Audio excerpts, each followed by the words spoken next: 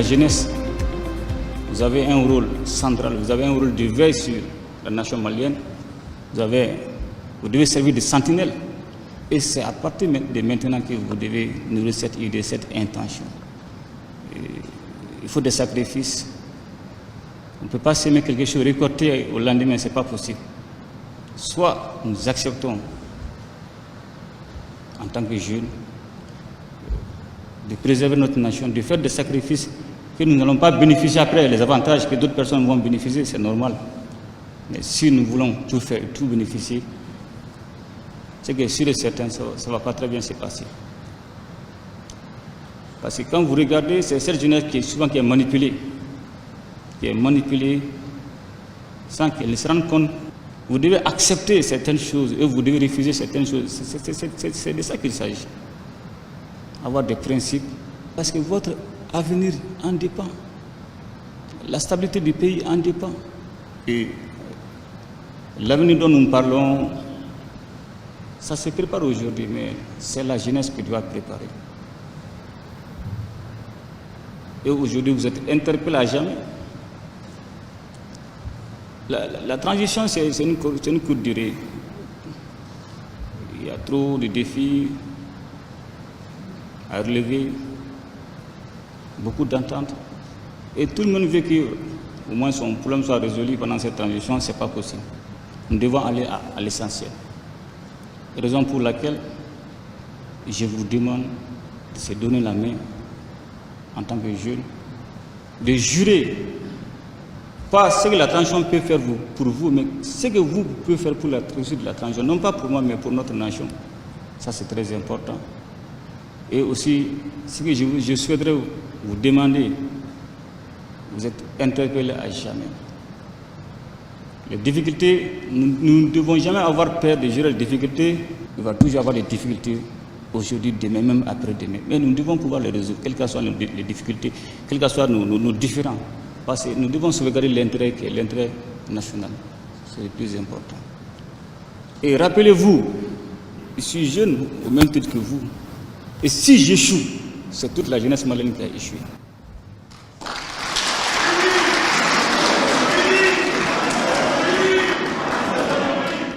Donc, le temps est notre ennemi. Donc nous devons agir pour qu'ensemble, nous soyons tous fiers. Donc une fois de plus, je demande le sursaut indéfectible de la jeunesse malienne pour qu'ensemble nous puissions organiser les élections libres et transparentes. Voilà pour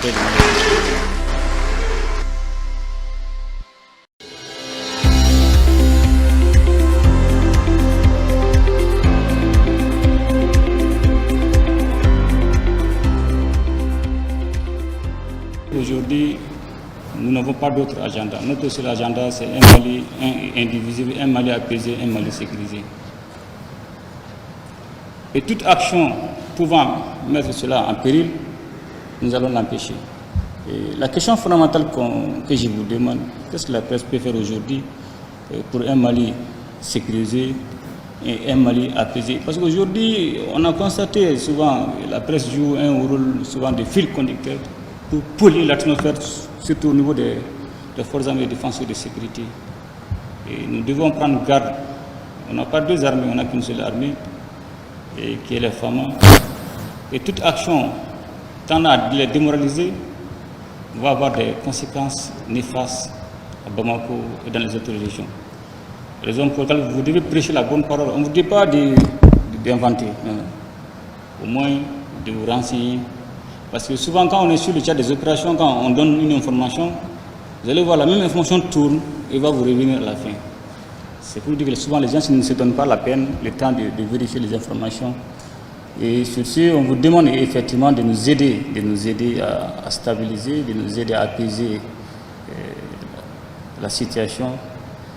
Le plus important pour nous, c'est de pouvoir, vous et nous, être capables, à la fin des 9 mois qui restent, ou les 8 mois, de pouvoir organiser les élections libres, transparentes et crédibles. Parce que ce que nous devons éviter de revenir en arrière. Aujourd'hui, nous avons besoin de vrais leaders, des hommes de caractère, des hommes engagés, qui sont prêts même à mourir pour au moins sauvegarder l'intérêt général qui est l'intérêt du peuple malien. Donc aujourd'hui, le Mali a besoin de ce sursaut, surtout au niveau de la presse, de cette mobilisation pour notre nation, pour qu'il n'y ait plus de dérives, pour que nous puissions au moins stabiliser, pour que les 9 mois qui nous restent, nous parvenons à organiser des élections. Et qu'après nous sommes tous fiers, que la presse parvient à dire j'ai pu accomplir telle et telle action qui ont abouti à la bonne organisation des élections et ou qui nous ont permis d'avoir un président démocratiquement élu. C'est l'occasion pour moi de vous demander la mobilisation de la presse, le sursaut de la presse, prêcher la bonne information et lutter contre la désinformation. Ça, c'est très important. Et surtout au niveau des forces armées de défense et de sécurité aussi. On a besoin de tout le monde. La stabilité n'est pas uniquement des militaires, elle est sociale et elle est politique. Nous devons se donner la main pour qu'ensemble nous puissions converger ensemble, faire une vraie coalition, pour que nous puissions, le Mali dont nous rêvons tous, que nous sommes capables de promettre à la génération future, non pas pour nous, mais pour au moins la génération future, parce que c'est de ça qu'il s'agit, le sacrifice. Beaucoup de gens parlent de sacrifice, mais en réalité, quand les choses sérieuses arrivent, ils ne sont pas prêts. On ne peut pas s'aimer quelque chose aujourd'hui puis récolter. On préfère être au charbon, mais permettre à la génération future d'avoir les bénéfices, les avantages, mais pas pour nous. Mais tant qu'on veut tout faire, on veut tout avoir, on ne va pas s'en sortir. Et nous comptons sur la presse malienne de faire cette différence aujourd'hui dont on en a besoin. Non pas pour faire des éloges sur moi, je n'en ai pas besoin, mais de faire tout pour qu'on puisse sauvegarder l'intérêt général. Pour que nous puissions ensemble construire notre nation. Aujourd'hui, il y a trop d'enjeux autour du Mali. C'est des enjeux politiques stratégiques. Donc, c'est que sûr et certain, si nous ne prenons pas garde, on risquera de regretter un événement que Dieu nous engage. Donc, tous ces enjeux qui sont autour du Mali, c'est à nous de comprendre, de se donner la main pour que vraiment nous soyons fiers pour notre nation. C'est que sûr et certain, le poste de Premier ministre qui sera donné au M5 RFP, le Premier ministre qui sera nommé dans les jours à venir va mener une large consultation pour qu'ensemble nous puissions mettre un mouvement de consensus. Donc, merci une fois de plus. Allah protège les Maliens, bénisse les Maliens.